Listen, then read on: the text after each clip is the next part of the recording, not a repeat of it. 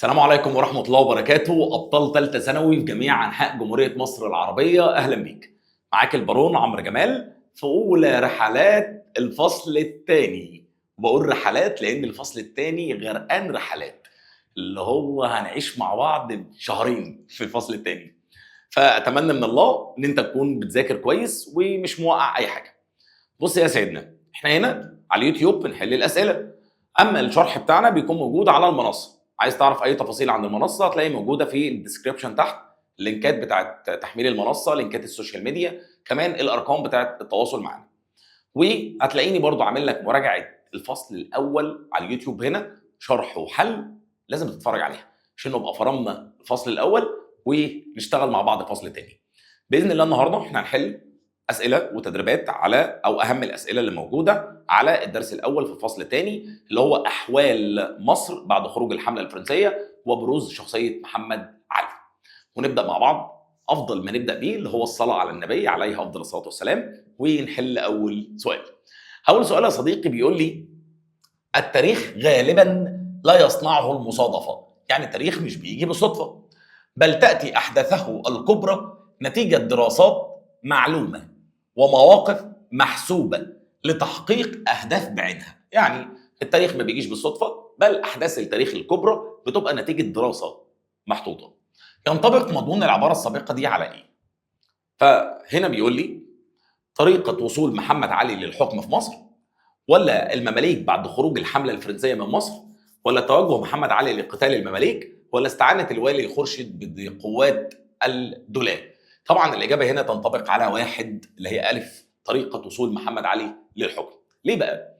بيقول لي هنا التاريخ غالبا لا يصنعه المصادفه، ما بيجيش بالصدفه، بل بتاتي احداثه الكبرى نتيجه دراسات معلومه ومواقف محسوبه لتحقيق اهداف بعينها. فمحمد علي كان ليه اكتر من موقف في الدرس ده يدل على انه عايز يتولى الحكم، ولكن عايز يتولى بالشياكه. يعني ايه؟ يعني اما مثلا قوم المماليك لاجل ان هو ي... يعني لاجل ان هو يتخلص منهم لصالح الشعب، وبعدها اقترح تعيين خسرو، ثم اقترح تعيين خورشيد، فظهر قدام الناس بمظهر غير الطامع للسلطه، فكان بالتالي طريقه وصوله للحكم عباره عن دراسه هو حاططها. سؤال 2 بقى بيقول لي ايه؟ يمتلك بعض الاشخاص رؤية سديدة، يعني رؤية مناسبة في قراءة المستقبل لخدمة مصالحهم الشخصية. ينطبق مضمون العبارة السابقة على محمد علي قبل حادث دار المحكمة عندما قام بإيه؟ محمد علي كأنه كان بيقرأ المستقبل، فبيمتلك نظرة مهمة جدا لقراءة المستقبل. ده بينطبق على إيه؟ هل محاصرة بيوت زعماء المماليك بالقاهرة؟ ولا اقتراح تعيين خسرو وليا للبلاد؟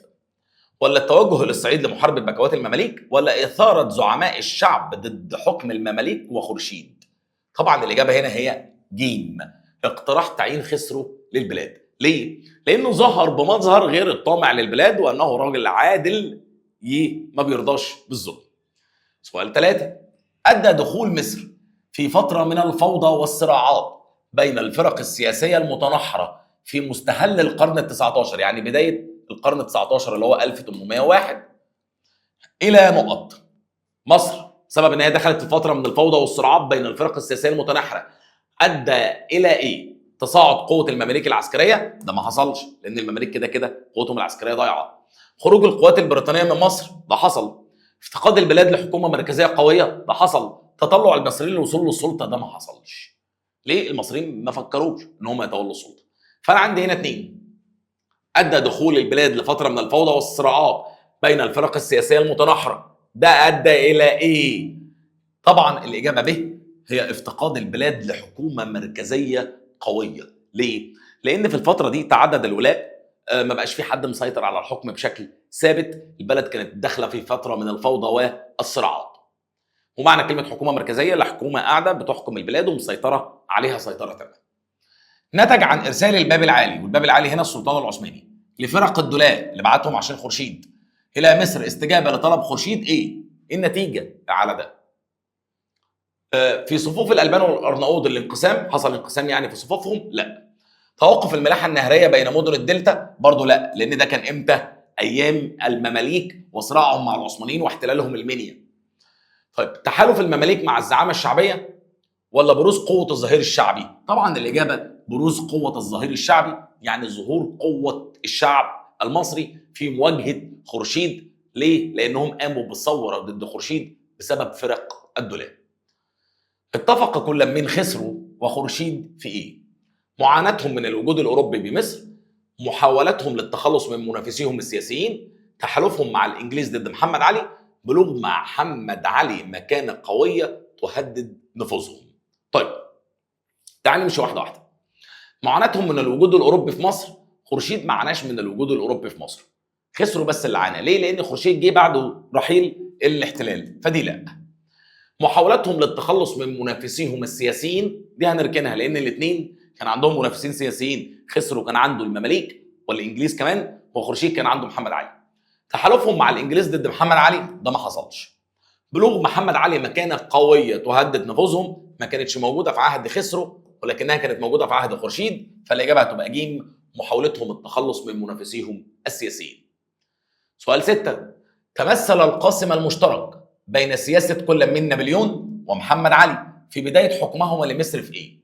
في قاسم مشترك ما بين، مش عارف القلم ده كل فيديو مني بيقع، مش عارف فيه ايه. القاسم المشترك، الحاجه المشتركه بين سياسه نابليون ومحمد علي في بدايه حكم الاثنين. التحالف مع الانجليز؟ لا، الاثنين ما تحالفوش مع الانجليز. تخليص المصريين من الحكم العثماني؟ لا، محمد علي كان عثماني اصلا. التودد للطبقه الوسطى ولا اعفاء المصريين من الضرائب؟ والاجابه طبعا هي التودد للطبقه الوسطى، اللي هم العلماء والمشايخ والتجار او الزعامه الشعبيه. اهتزت مكانه خورشيد باشا السياسيه في مصر نتيجه عده احداث، اهمها ايه؟ مكانه خورشيد السياسيه في مصر اتهزت، ما بقتش احسن حاجه نتيجه عده احداث، اهمها كان ايه؟ رفض محمد علي التوجه لمحاربه المماليك، ولا صدور فرمان بتوليه محمد علي ولايه جده، ولا استدعاء السلطان العثماني لفرق الأربان والأرناؤوط، ولا إرسال السلطان العثماني فرق جديدة لمصر؟ والإجابة طبعا هي جيم، هي دال، وبشكل مباشر. ليه؟ لأن لما بعت له فرق الدولاة أدوا لإيه؟ كراهية الشعب المصري ليه واهتزاز مكانته السياسية. السؤال اللي بعد كده هو سؤال 8، بيقول لي يعد أول مكاسب محمد علي، أول حاجة كسبها محمد علي من انحيازه لصفوف الشعب المصري 1804 كانت إيه؟ تعيينه حاكم جدة؟ لا، لان ده حصل لما خورشيد تولى الحكم لما طلع فرمان بده. توليته حكم مصر، ولا ارتفاع قدره ومكانته، ولا تخلصه من منافسيه؟ طيب توليته حكم مصر لا، مش دي اول المكاسب. عندي بقى ب وعندي د. ب ارتفاع قدره ومكانته، ودال تخلصه من منافسيه. والاجابه هتكون ب طبعا، وهي ارتفاع قدره ومكانته عند الناس لما ظهر قدام الناس ان هو راجل عادل يكره الظلم. طيب سؤال 9. استمر الوجود الانجليزي في مصر بعد رحيل الحمله الفرنسيه عام 1801. في ضوء مضمون العباره السابقه نستنتج ان السبب في عدم محاربه الدوله العثمانيه للانجليز ايه؟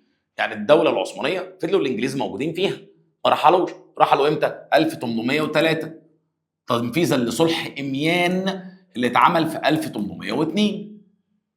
هل بسبب خوف العثمانيين من عوده الفرنسيين؟ لا، لانهم تصالحوا بعدها بسنه في صلح اميان. دور انجلترا في رحيل الفرنسيين؟ عقد صلح اميان بين الدول الاوروبيه؟ لا، وخوف العثمانيين من تحالف المماليك مع الانجليز؟ لا، الاجابه ج.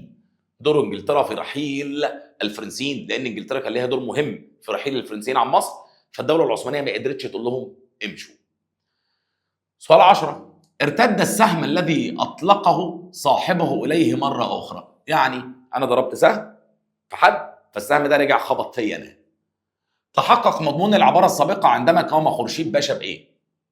مطالبه محمد علي بمحاربه المماليك، الاستعانه بالسلطان العثماني لتدعيم سلطته، ابعاد محمد علي عن مصر، اضعاف قوات محمد علي عسكريا. والاجابه طبعا ج، هي الاستعانه بالسلطان العثماني لتدعيم سلطته. نفس الفكره لما بعت له قوات الدولاة، اللي هو جبتك يا عبد المعين تعني، يا ريتك يا عبد المعين عايز تتعان. سؤال 11 بيقول لي اقترح محمد علي اطلاق سراح خسرو باشا من سجنه وتعيينه وليا على مصر من اجل رغبته في ايه؟ التخلص من منافسه المماليك، مفيش منافسه مع المماليك. زياده ثقته في الشعب، زياده ثقه الشعب المصري به. تحقيق الاستقرار السياسي. التقرب من خسرو باشا دي ملهاش لازمه. امال الاجابه يا مستر هتبقى ج طبعا، زياده ثقه الشعب المصري به. محمد علي ما بيقترح عليهم حاكم تاني غيره. ليه؟ هو ما تولاش الحكم، بس هو عمل لهم كل اللي هم عايزينه، فاقترح ان هو يولي واحد ليه؟ عشان خاطر الشعب ما يبصلوش ان هو طمعان في السلطه. سؤال 12، ترتب على تبعات عقد صلح اميان 1802، يعني على نتائج صلح اميان ايه؟ عدم استقرار اوضاع مصر الداخليه، تدعيم سلطه العثمانيين في مصر، دي ملهاش لازمه لان حصل العكس. ليه؟ لان صلح اميان نتيجه عليه ان الانجليز خرجوا من مصر والمماليك قدروا يسيطروا على الحكم مكان العثمانيين. عوده العلاقات الفرنسيه العثمانيه، ولا تحقيق اهداف فرنسا في مصر، دي برضه هنشيلها، هنقف هنا. ترتب على تبعات عقد صلح اميان، نتائج عقد الصلح. حلو. في الصلح نفسه عادت العلاقات الفرنسيه العثمانيه، فهشيلها واختار عدم استقرار اوضاع مصر. ليه يا مستر؟ لان الصلح ده خرج الانجليز من مصر. حلو الكلام.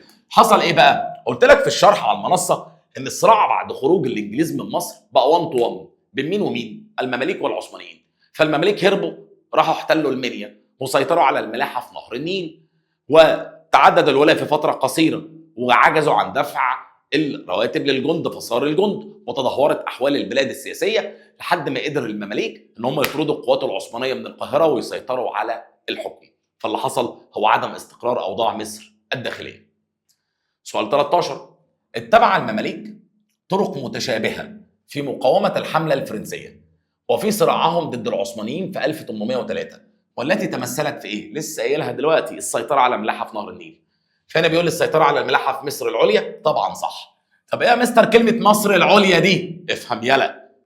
مصر عامله كده، الجنوب عالي والشمال منخفض، عشان كده المنطقه دي اللي هي اسمها الصعيد جايه من كلمه صاعد، لانك وانت جاي من اسكندريه رايح اسوان انت بتطلع لفوق، لان انحدار نهر النيل من الجنوب لايه؟ للشمال. فكلمه مصر العليا هنا يقصد بيها ايه؟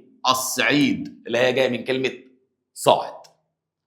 سؤال 14، شهدت مصر مرحله من عدم الاستقرار بعد خروج الحمله الفرنسيه نتيجه الحركات الانفصاليه عن الدوله العثمانيه، ما حصلتش. تحالف الانجليز والمماليك للتخلص من السياده العثمانيه، ده ما حصلش. التنافس الداخلي والخارجي للسيطره على مصر، ولا تطلع الزعامه الشعبيه لتحقيق طموحاتها السياسيه، وده ما حصلش. الاجابه طبعا التنافس الداخلي والخارجي. داخلي عن طريق مماليك وعثمانيين، وخارجي عن طريق انجلترا، اللي هم الثلاثه اللي تنافسوا على السيطره على الحكم. سؤال 15، ترجع استعانه المماليك بالانجليز لاستعاده حكمهم على مصر بعد رحيل الحمله الفرنسيه الى ايه؟ ليه المماليك حاولوا يستعينوا بالانجليز؟ لعدم قدره المماليك على مواجهه العثمانيين، ده حقيقي. تحسين العلاقه بين المماليك والفرنسيين، ده مش حقيقي. رغبه الانجليز في بسط سيطره المماليك على مصر، ده برضه مش حقيقي. وادراك زعماء المماليك لنوايا انجلترا، ده مش حقيقي. والاجابه طبعا الف، هي عدم قدره المماليك على مواجهه العثمانيين. استشعر خورشيد باشا الخطر بين محمد علي بسبب سياسه الجنود الدولاه ضد المصريين، لا. ارتفاع قدره ومكانته لدى السلطان، لا. امتلاكه للقوى العسكريه والتأييد الشعبي، ولا توصيه جنوده باحترام الشعب، طبعا الاجابه ب. خورشيد كان بيقلق من محمد علي لان محمد علي معاه جيش والشعب بيحبه او الشعب مأيده، عكس خورشيد اللي جاي لسه الشعب لسه ما يعرفش عنه حاجه او ما بيحبوش ومعهوش جيش، فجاب الدولاه عشان يبقى معاه جيش وحاول يقرب من الشعب ولكنه فشل بسبب الدولاه. طيب سؤال 17، أدرك محمد علي أن الفرصة لم تكن سانحة، يعني مش متاحة قدامه للوصول لحكم مصر بعد، يعني لسه الفرصة ما جاتش، وأنه بحاجة إلى التريث والعمل للتمهيد لذلك. هي من الأحداث الآتية تؤكد على صدق العبارة دي: اقتراح وإطلاق سراح خسر وتعيينه والي، تبني سياسة المهادنة مع زعماء المماليك بالقاهرة، لا. محاولته منع وصول فرق الدولة إلى مصر، لا. استخدامه القوى العسكريه للتخلص من خورشيد، لا. الاجابه طبعا الف، هي اقتراحه اطلاق صلاح خسر وتعيينه. ليه؟ قلت لك من شويه، عشان يظهر قدام الشعب بمظهر غير الطامع في السلطه. سؤال 18، في ضوء دراستك لتاريخ الحمله الفرنسيه، نتج عن الممارسه السياسيه لرموز الزعامه الشعبيه ابان ذلك، يعني اثناء ذلك في الفتره دي ايه؟ ثقل ودعم خبراتها، ان الناس او الزعامه الشعبيه يبقى عندها خبرات، ولا توطيد علاقاتهم بالمماليك، ولا رضوخهم للامر الواقع، ولا استخدام القوى العسكريه للتخلص من خورشيد؟ طبعا الاجابه الف، هي ثقل ودعم خبراتها، لان قلت لك قوه الشعب المصري، قلت لك في الشرح يعني قوه الشعب المصري ظهرت لما مارست سياسه في عهد الحمله الفرنسيه ولما قاومت ضد الحمله الفرنسيه. سؤال 19، اقترح محمد علي تعيين خورشيد باشا حاكما لمصر في بداية القرن ال19. هدف محمد علي من وراء ذلك كان ايه؟ هو تمرد وانقلاب فرق الدولاء على الوالي؟ لا. ارضاء كل من انجلترا وفرنسا؟ لا. تجنب اثاره غضب السلطان؟ ولا القضاء نهائيا على قوه المماليك السياسيه؟ والاجابه طبعا هتبقى ب، هي تجنب اثاره غضب السلطان. ليه؟ لان محمد علي لما اقترح خورشيد قال لهم ايه؟ ان هو راجل عثماني فله الحق في تولي الحكم والسلطان مش هيعترض عليه. 20 بيقول لك عدو عاقل خير من صديق جاهل.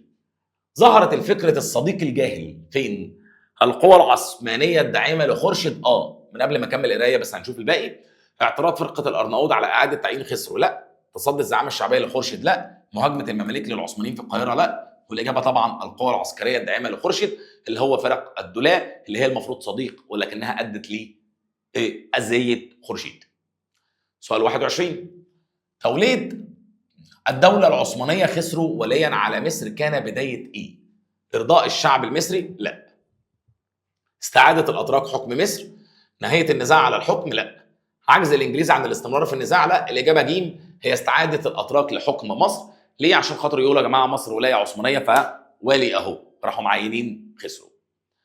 22. تشابه موقف المماليك في اواخر ايام الحملة الفرنسية على مصر مع موقفهم بعد جلاء الحملة الفرنسية في التقرب من الشعب المصري، التحالف مع القوى الأوروبية لتحقيق أهدافهم، إعادة بناء قوتهم العسكرية، الانحياز إلى رغبة الشعب المصري. والإجابة ج طبعا هي التحالف مع القوى الأوروبية لتحقيق أهدافهم. ليه بقى؟ بيقول لك موقف المماليك في أواخر أيام الحملة الفرنسية. المماليك في أواخر أيام الحملة الفرنسية تحالفوا مع قوى أوروبية. أيام الحملة تحالفوا مع كليبر عن طريق مراد بيك، وفي أواخر الحملة تحالفوا مع العثمانيين والإنجليز لإخراج الحملة، وبعد رحيل الحملة تحالفوا مع الإنجليز لعودتهم للحكم. سؤال 23. بقاء الإنجليز في مصر بعد رحيل الحملة الفرنسية كان استمرارا لإيه؟ الإنجليز فضلوا في مصر لما رحلت الحملة الفرنسية، ده كان استمرار لإيه؟ حماية مصر من عودة الفرنسيين؟ لا. تحالف بين إنجلترا والدولة العثمانية؟ لا. تحالف بين إنجلترا والمماليك؟ لا. استمرارا للصراع الاستعماري الأوروبي. ليه؟ الهدف من بقاء القوات الإنجليزية كان السيطرة على بعض المواقع على البحر المتوسط، وادي النيل، البحر الأحمر، لتأمين طريق التجارة للهند، وده كان سبب الصراع الاستعماري أو من أسباب قدوم الحملة الفرنسية أصلا على مصر. سؤال 24. يختلف المماليك عن بقية القوى المتنازعة على حكم مصر بعد جلاء الفرنسيين في إيه؟ القوة الاجتماعية، الانقسام السياسي، تأييد الشعب المصري، القوة الدينية، وطبعا الانقسام السياسي، لأن العثمانيين كانوا متوحدين سياسيا والإنجليز كذلك، أما المماليك كانوا بيتصارعوا مع بعضهم البعض. سؤال 25. تشابه موقف المماليك اقتصاديا مع الدولة العثمانية بعد صلح إميان ورحيل الإنجليز من مصر مع موقفهم من مين؟ من المصريين، من نابليون، من كليبر، من مينو. ركز بقى في الكلام.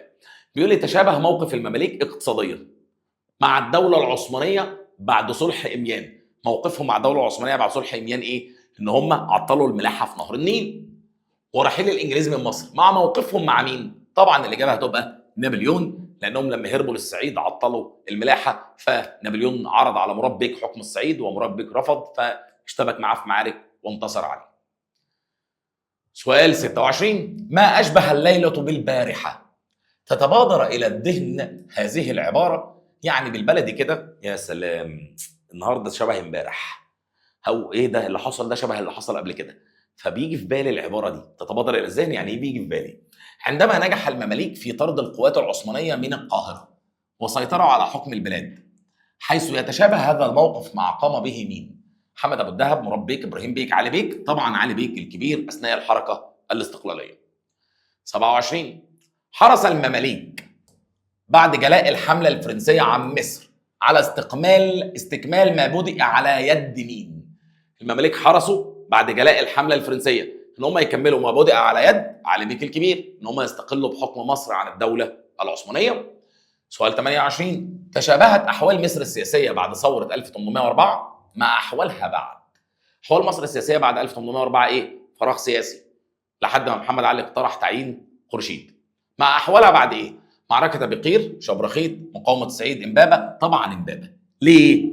قلنا يا جماعه الفراغ السياسي حصل في مصر امتى؟ بعد موقعة امبابة لما هرب الوالي العثماني مع ابراهيم بيك للشام، بعد رحيل الحمله الفرنسيه لما تصارع العثمانيين والمماليك والانجليز، وبعد ثوره 1804 لما ما بقاش فيه حاكم جوه مصر، لما المماليك هربوا للصعيد. جميع اختيارات محمد علي للشخصيات التي اقترحها لتولي منصب الوالي في مصر تؤكد دعمه لمين؟ للاتراك، وانا مغمض لانه ما اختارش الا اشخاص عثمانيه زي خسرو وزي خورشيد. بتولي خورشيد باشا حكم مصر يحصل ايه؟ استقرار الاوضاع السياسيه، تحسنت الاوضاع الاقتصاديه، زادت قوه المماليك، انتهت فتره الفراغ السياسي، وطبعا دي الاجابه هو انتهاء فتره الفراغ السياسي ولسه متكلمين عليها. سؤال 31. خفى محمد علي توجهاته السياسيه عن الطبقه الوسطى في مصر عندما، يعني ما قال لهمش ان هو عايز يمسك الحكم، لما ايه؟ ما دي توجهاته السياسيه. عارض تحالف المماليك والانجليز؟ لا. وصى جنوده باحترام الشعب؟ لا. تصدى لثوار 1804؟ لا. اقترحوا سياده عثمانيه. فهنا ما قالهمش انا عايز امسك الحكم، لا، قال لهم خلوا حد عثماني يمسك الحكم. طب ما انت عثماني، انت هتحور يالا يالا. سؤال 32. لم يكن خورشيد باشا مطمئنا لمحمد علي وحاول التخلص منه عن طريق ايه؟ إثارة القوى الداخلية ضده، الاستعانة بمصدر السلطة العليا، استخدام القوى العسكرية ضده، الاستعانة بقوات المماليك. طبعا الاستعانة بمصدر السلطة العليا، لأنه يقصد هنا السلطان العثماني. طيب سؤال 33. أدرك محمد علي بذكائه السياسي أن المستقبل السياسي في مصر يرتبط بإيه؟ الشعب، السلطان، المماليك، الفرقة العسكرية؟ طبعا الشعب، عشان كده جاهر بالانضمام إليهم في 1804. سؤال 34. هاجم محمد علي بيوت المماليك أثناء ثورة الشعب 1804 وكان هدفه إيه؟ إبعادهم عن الحكم، حبه للمصريين، كرامته لهم، إرضاء للسلطان العثماني، وطبعا إبعادهم عن الحكم عشان يفضي الساحة لنفسه. 35. بأي من العناصر الآتية تشابهت علاقة المماليك مع كليبر بعد خروج الحملة الفرنسية من مصر؟ بأي من العناصر الآتية كانت شبه علاقة المماليك مع كليبر بعد خروج الحملة الفرنسية من مصر؟ الإنجليز، العثمانيين، الزعامة الشعبية، روسيا. طبعا علاقة المماليك بالإنجليز لأنهم كانوا عايزين الإنجليز يساعدوهم في تولي الحكم. أول سؤال مقالي معانا بيقول لي التاريخ لا تصنعه مصادفة زي السؤال اللي فوق، ولكن بتجتمع عوامل عدة لتخلق الظروف الموضوعية فيولد الحدث التاريخي. طبق هذه العبارة على تخطيط محمد علي للاستفادة من الظروف التي سبقت تعيين خورشيد باشا وليا مع مصر. هتقول له حيث جاهر محمد علي بمساعدة الثوار عن طريق الانضمام إليهم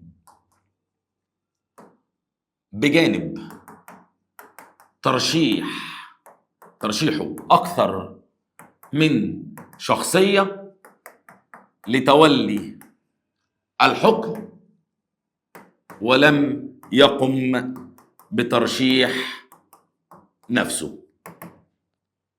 طيب سؤال 2. حدد مدى مصداقية العبارة التاريخية التالية: تم استبدال الحملة الفرنسية عقب خروجها من مصر بأخرى إنجليزية بصورة غير مباشرة.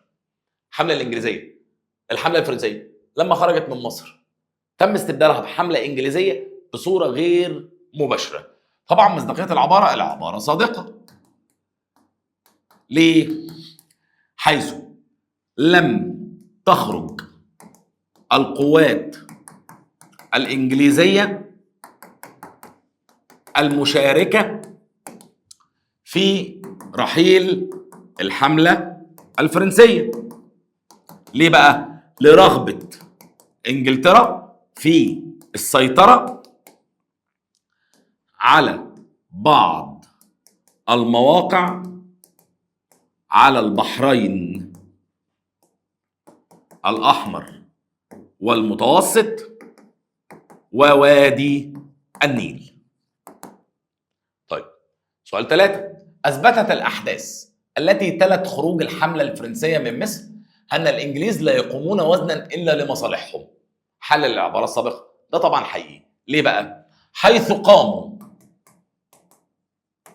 بمساعدة المماليك ثم تخلوا عنهم خوفا على علاقتهم مع الدولة العثمانية بعد تحسن علاقتها مع فرنسا بموجب صلح اميان، بحيث ان هم كانوا بيساعدوا المماليك ولكنهم تخلوا عن المماليك لما فرنسا استعادت علاقتها بالدولة العثمانية.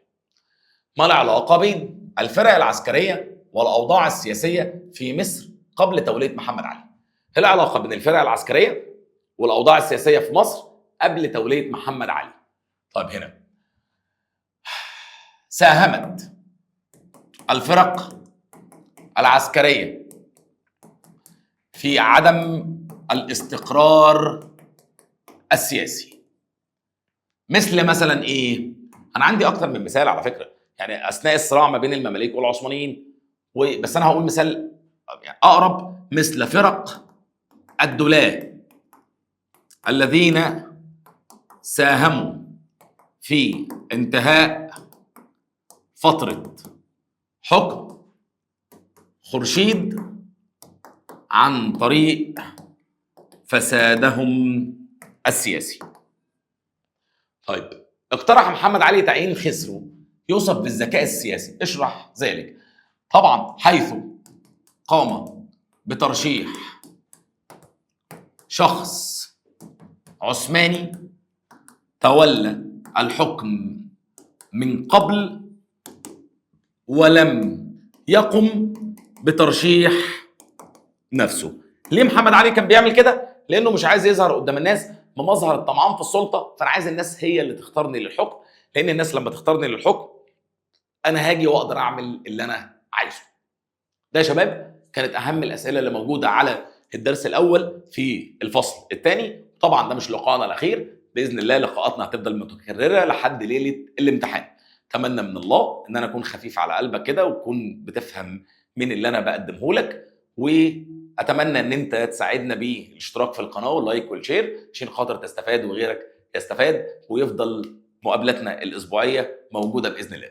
اشوفكم على خير والسلام عليكم ورحمه الله وبركاته.